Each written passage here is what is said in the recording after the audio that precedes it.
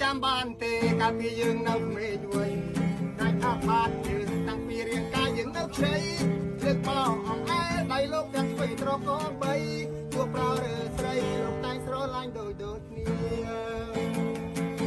គិតធ្វើយ៉ាងណាពេលដែលគុណធំពេញវ័យ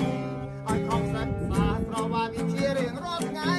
ខ្ញុំឃើញអាណាកូនថ្ងៃមុខអបប្របីលើយហត់ចិត្តកាយមិនខ្វល់ខ្វាយគុំនឹងបញ្ហានៅចាំបានទេអត់ដល់ក្តោបថែគាត់តែគ្រៀនបំពេឲ្យយើងគេងលក់សប្បាយមិនបាច់ថែរក្សាពីតូចរហូតធំដឹងក្តីតែគួរធ្វើអ្វីដើម្បីសងគុណលោកទាំងពីរចង់ធ្វើយ៉ាងណាមានអ្នកថាគ្មានអ្នកស្ដីមិនយូរវែកវ័យពេលដែលបានស្ដាប់ចម្រៀងនេះមុននឹងប្រពន្ធអ្វីឲ្យមើលបាត់ជើងយើងទាំងទ្វេតើគួរញោមនេះចិត្តលោកទាំងពីរដែរឬទេអំរែកលើស្មា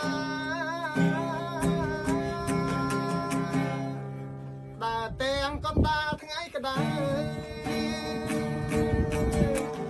ខំប្រឹងស្វែងរកផ្លូវឲ្យកូនមានអនាគតអំរែកលើស្មាចង់ឃើញអនាគតកូនហើយអ្វីក៏កូនសត្វមានត្រើយទើបដឹងការពិតថាជីវិតខ្ញុំយ៉ាងណា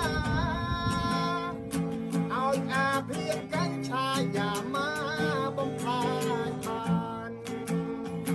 ចង់ដកខ្លួនចេញពីរណ្ដៅសហោសាមានគ្រឿងញៀននាំខកប្រានអ្នកណាអាចជួយបានត្រូវតែសម្រេចចិត្តខ្លួនឯងទោះប្រឬស្រីឈប់លក់គ្រឿងញៀនដល់អប្រ័យនាំផ្សៃប្រាន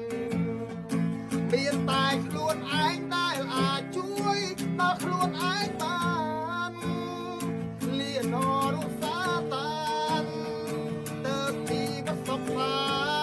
នរស់នៅក្នុងសង្គម